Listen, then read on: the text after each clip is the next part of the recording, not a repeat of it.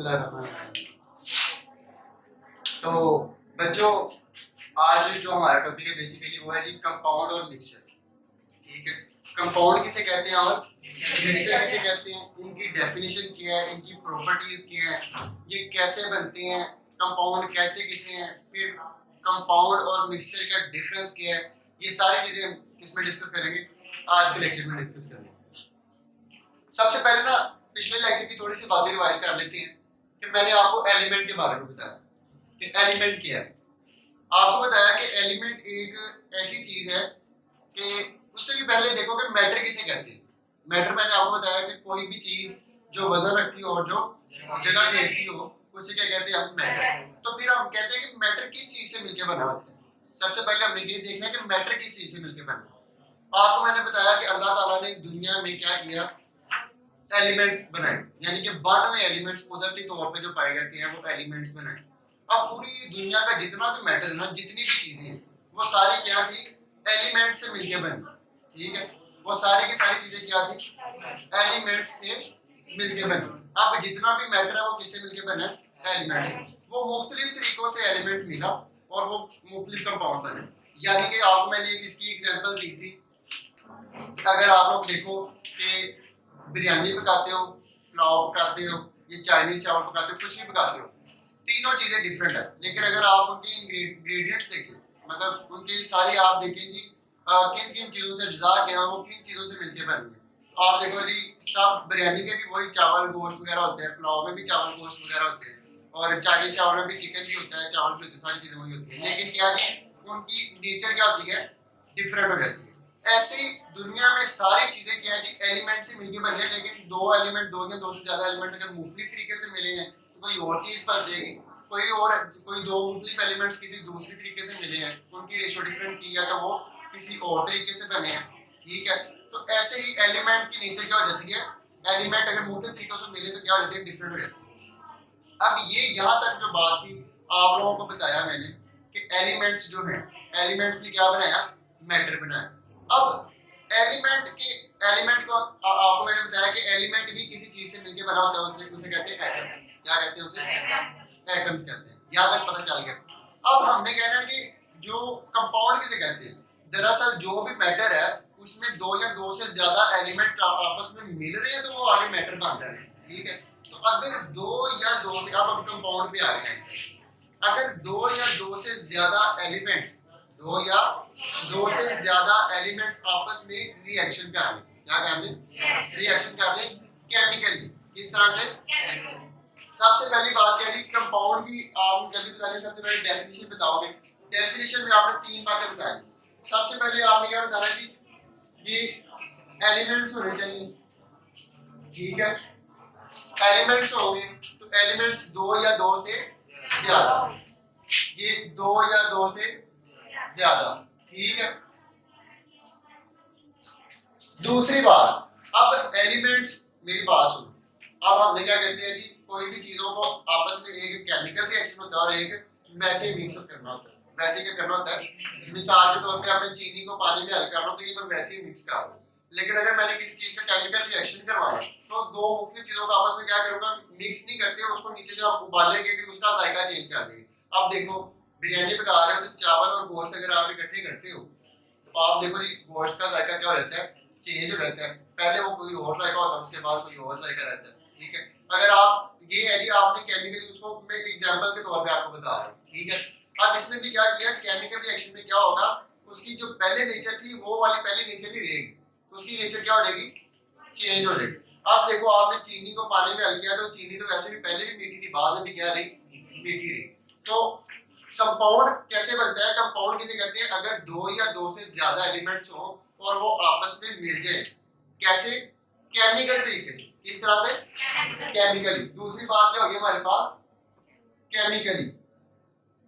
दो एलिमेंट्स थे, दोनों एलिमेंट्स के आपस में क्या हुआ, रिएक्शन हुआ, और दो वो रिएक्शन क्या था, केमिकल रिएक्शन था, फिजिकल रिएक्शन नहीं था। अगर केमिकल रिएक्शन हुआ है और दो या दो से ज्यादा एलिमेंट्स थे तो ये क्या जी, आधा ये कंपाउंड बन रहा है। और एक तीसरी चीज रहेगी जो सबसे इंपॉर्टेंट है, अगर दो या दो से ज्यादा एलिमेंट्स हैं और उनकी क्या है, केमिकल रिएक्शन हो गया, लेकिन जो दो या दो से ज्यादा एलिमेंट्स थे ना वो फिक्स रेशियो में मिले। क्या जी? फिक्स रेशो में मिले।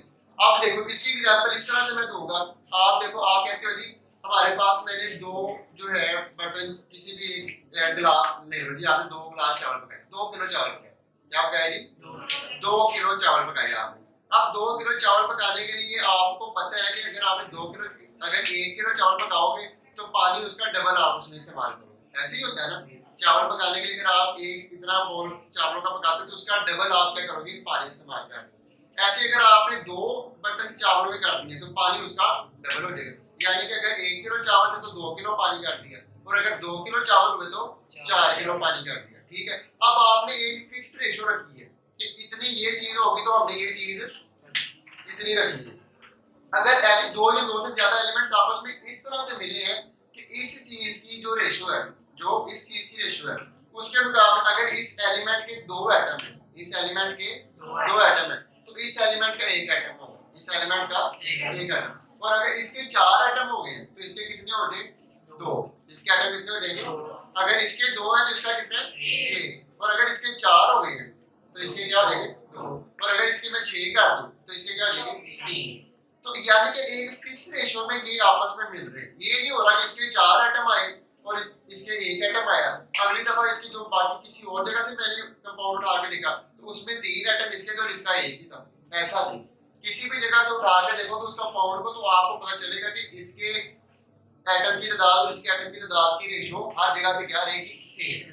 अगर ये एक एटम मिल रहा है इधर आपस में केमिकल तरीके से, तो किसी भी जगह से कंपाउंड उठा के देख लेना वो सारी जगह पे रेशो उसकी क्या रहेगी? सेम। सारी जगह पे रेशो क्या रहेगी? सेम। तो यहाँ पे क्या होनी है जी?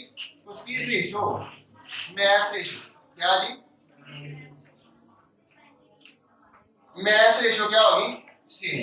अगर ये 3 बातें पूरी हो रही है ना तो ये 3 बातें क्या है जी? कंपाउंड की डेफिनेशन। पहली बात, अगर 2 या 2 से ज्यादा एलिमेंट्स मिल रहे हैं, 2 या 2 से ज्यादा एलिमेंट्स मिल रहे हैं, केमिकली मिल रहे हैं। कैसे मिल रहे हैं? केमिकली मिल रहे हैं, यानी कि अब उनमें जो भी होगा वो दोनों रिएक्शन कर लेंगे तो वो कोई नई चीज बन जाएगी। वो क्या हो जाएगी? कोई नई चीज बनेगी। अब एक 2 या 2 से ज्यादा एलिमेंट्स थे, दूसरी बात केमिकल तरीके से मिले, और तीसरी बात हमारे पास क्या? उनकी फिक्स रेशो। उनकी क्या थी?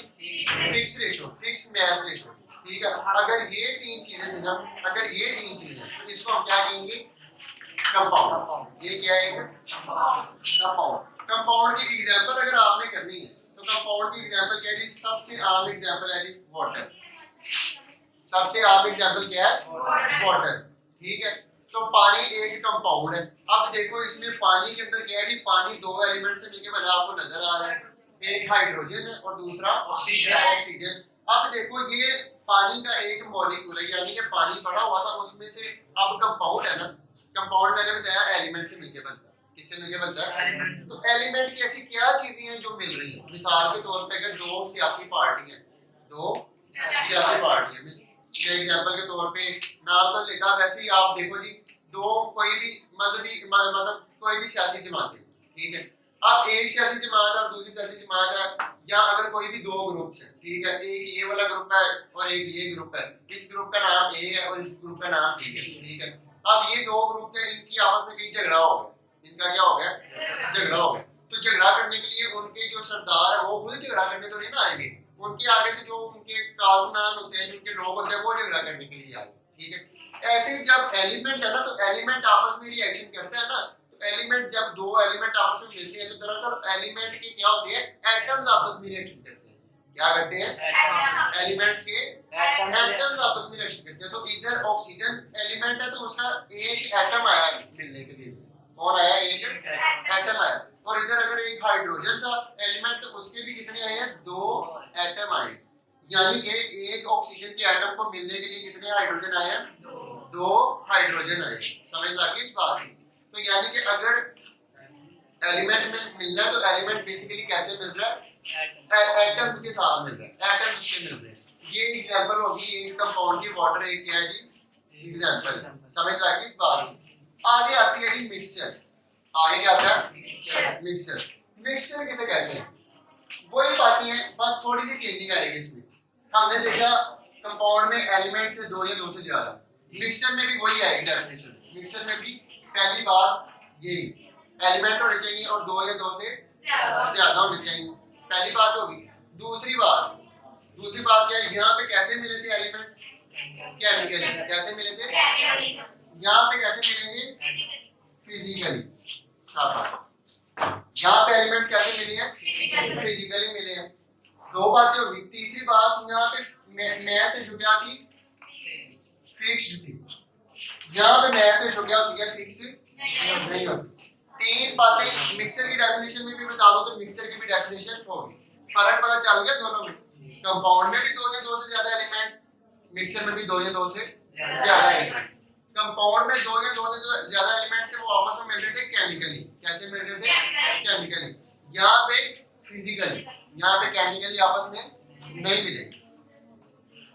कंपाउंड में उनकी जो एलिमेंट्स आपस में मिल रहे थे वो उनकी फिक्स रेशो थी। क्या थी? फिक्स रेशो थी। यहाँ पे मिक्सचर में उनकी फिक्स रेशो नहीं होती।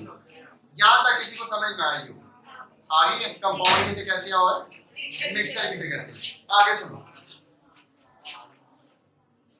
मिक्सचर की एग्जांपल कर लेते हैं। मिक्सचर की एग्जांपल क्या है? आप लोग देखो, पानी में चीनी को हल कर दो तो वो एक मिक्सचर बन गया। क्या बन गया? वो मिक्सचर बन गया। समझ लगी इस बात की? आगे ना मिक्सचर में 2 अलग हेडिंग्स हैं। फॉर्मेशन तो चलो मैंने आपको बता दी कि मिक्सचर कैसे बन रहा है, वो डेफिनेशन में आ गई। ठीक है। अब जो एक हेडिंग है कि टाइप्स, मिक्सचर की 2 टाइप्स होती हैं। कितनी टाइप्स होती हैं? 2 टाइप्स।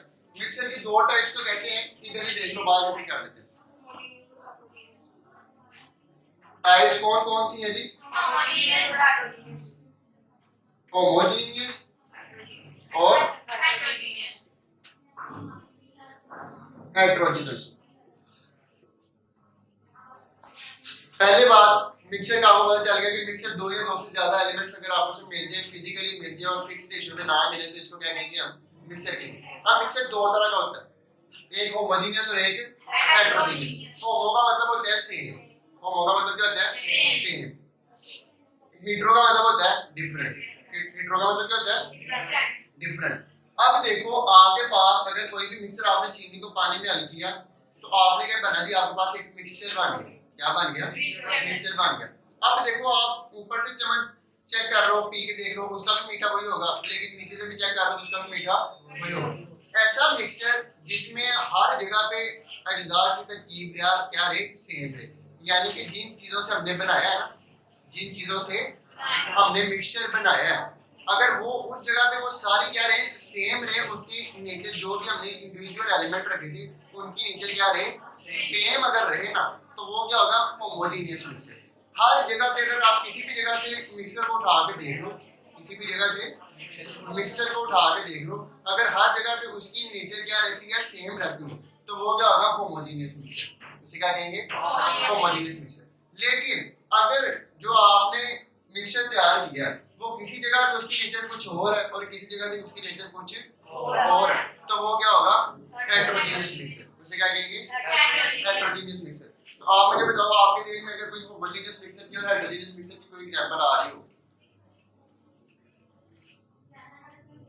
कोई आपके ज़हन में एग्जांपल आ रही हो,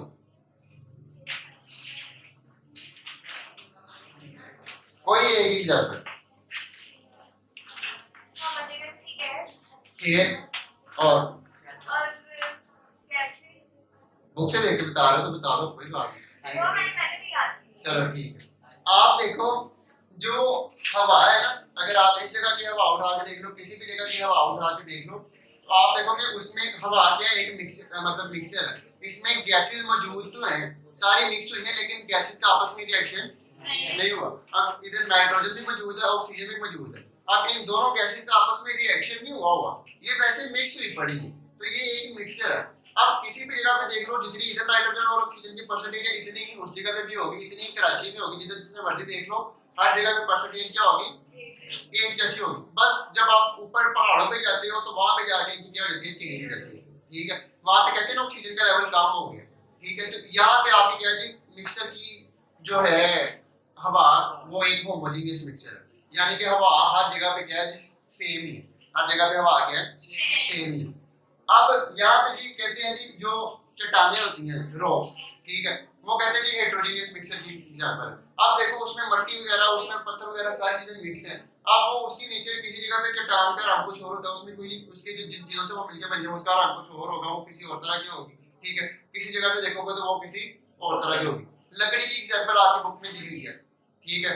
लकड़ी की नेचर किसी जगह से कुछ और होती है, किसी जगह से हार्ड लकड़ी होगी, किसी जगह से सॉफ्ट लकड़ी होगी। तो यही है कि उसकी जो जिन चीजों से वो मिलकर बनी है उनकी नेचर क्या है, वो डिफरेंट है। समझ लगी? एग्जांपल मिक्सर में भी पता चल गया, कंपाउंड का भी पता चल गया, ठीक है। आगे बात आती है कि difference of compound and mixer. अब ये कह रही कंपाउंड और मिक्सर का कह रही फर्क क्या है, ठीक है। अब देखो जी, इसमें कंपाउंड और मिक्सर का एक आपको में टेबल मौजूद है, ठीक है। आप उसमें जितनी भी लाइंस है ना, मैंने उस लाइंस की ना आपको हेडिंग्स की फॉर्म में बता दिया सारा। आप ये वाली हेडिंग्स नोट कर लें, उनके ऊपर हर एक पॉइंट के ऊपर तरतीब वाइज। तो ये आपने हर पॉइंट के ऊपर क्या लिख देनी है, हेडिंग लिख देनी है। और आपको अगर लॉन्ग क्वेश्चन आता है ये पेपर में, तो आपने ऐसे एक पहले पॉइंट के ऊपर डेफिनेशन की हेडिंग देनी है, उसके नीचे लाइन लिखनी है यहाँ पे, और इसकी भी आगे से लाइन लिखनी है, ठीक है। और अगर कंपाउंड की आती है आपको, तो उसमें आपने प्रॉपर्टीज की हेडिंग देनी है, ठीक है। प्रॉपर्टीज की हेडिंग देनी है, प्रॉपर्टीज की हेडिंग देके उसमें आपने इसकी प्रॉपर्टीज लिखनी है और इसकी लिख देनी है, ठीक है। तो उसके बाद अगर आपने कंपोजिशन की बात करनी है, तो वो इधर आधी जो बातें हमने यहाँ पे पढ़ी है ना, उनमें से आधी बातें यहाँ पे वही एसेस लिखनी है डिफरेंस के टेबल में, ठीक है। अच्छा, सबसे पहले कंपाउंड और मिक्सर की डेफिनेशन में फर्क, डेफिनेशन में क्या आएगा, इधर देखो सारे बच्चे। सबसे पहले हमने क्या करना है जी, डेफिनेशन में क्या है, यही तीन बातें लिख देंगे। इधर जो तीन बातें यहाँ पे बताई थी, वही तीन बातें आपने मिक्सचर की भी ये वाली लिख देंगे। समझ लगी? दूसरी बात, प्रॉपर्टीज। प्रॉपर्टीज किसकी? उसके कंपोनेंट्स की। अब आप देखो, अगर आप मिक्सचर को बनाते हो ना, दो या दो से ज्यादा चीजों से मिक्सचर बन रहा है, तो जो उसके इंडिविजुअल कंपोनेंट होंगे ना, उनकी प्रॉपर्टीज मेंटेन रहती है, उनकी प्रॉपर्टीज मेंटेन रहती है मिक्सचर बनने के बाद भी। लेकिन जो कंपाउंड होता है ना, कंपाउंड में जो इंडिविजुअल कंपोनेंट है ना, उनकी प्रॉपर्टीज कंपाउंड बनने के बाद खत्म हो जाती है। अगर पहले देखो जी, एक जो दो चीजें कोई भी, ठीक है, उनको मैंने मिक्स किया, तो उनकी नेचर किसी और तरह की है, उनकी प्रॉपर्टीज कुछ और तरह की। लेकिन जब मैं कंपाउंड बना दूंगा ना, तब कंपाउंड बनाने के बाद उनकी प्रॉपर्टीज खत्म हो जाएगी। एग्जांपल के तौर पे वही मशहूर ज़माना एग्जांपल कि अगर आप गोश्त और चावल को क्या कर रहे हो, बिरयानी बना रहे हो, आप पहले देखो गोश्त का जायका कुछ, जो गोश्त कच्चा है उसकी प्रॉपर्टीज कुछ और है, लेकिन जब आप पकाओगे तो उसकी प्रॉपर्टीज क्या हो जाएगी, चेंज हो जाएगी। उसकी प्रॉपर्टीज क्या हो जाएगी, चेंज, उसमें केमिकल चेंज आ गया, सारा क्या आ गया, केमिकल चेंज। आप देखोगे ये केमिकल, ये एक एग्जांपल के तौर पे बता रहा हूं कि कंपाउंड में इस तरह से होता है। आप यानी कि जो उसकी कंपोनेंट की प्रॉपर्टीज थी, आप वो उसमें कंपोनेंट की प्रॉपर्टीज नहीं रही, आप उसमें नई प्रॉपर्टीज आ गई, उसका जायका चेंज हो गया, उसमें सारा कुछ चेंज हो गया। ऐसे मिक्सचर में क्या होता है, मिक्सचर में जो पहले प्रॉपर्टीज होती हैं वो बाद में प्रॉपर्टीज कंपोनेंट की मेंटेन रहती है। समझ लगी? ठीक है। उसके बाद आती है कंपोजिशन।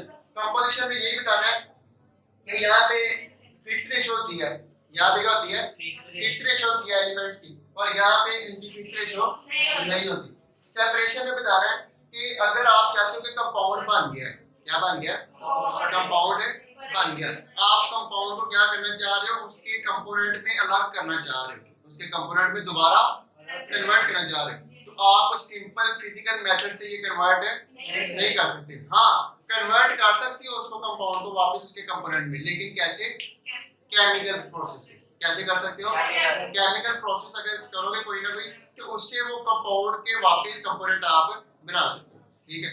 लेकिन मिक्सचर जो है, अगर आपने कोई चीजों को मिक्स किया, जो कोई एक मिक्सचर बनाया, अगर आप कहते हो कि दोबारा से इसको कंपोनेंट में कन्वर्ट करना है, इसमें कन्वर्ट करना है, तो मिक्सचर के कंपोनेंट को आप जो है दोबारा से कन्वर्ट कर सकते हो। क्या कर सकते हो, उसके कंपोनेंट में दोबारा कन्वर्ट कर सकते हो। कैसे, फिजिकल मेथड से भी कर सकते हो।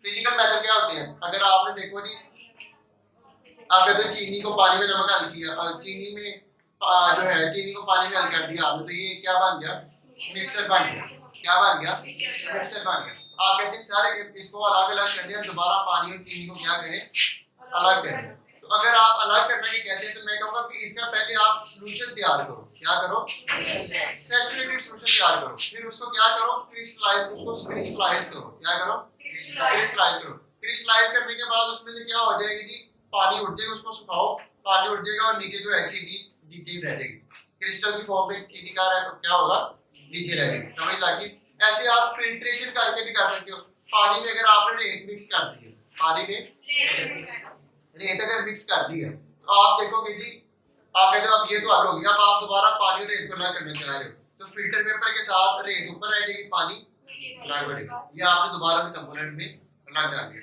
तो मिक्सर को आप दोबारा से अलग कर सकते हो, कंपाउंड को आप दोबारा से अलग फिजिकल मेथड से, केमिकल मेथड से।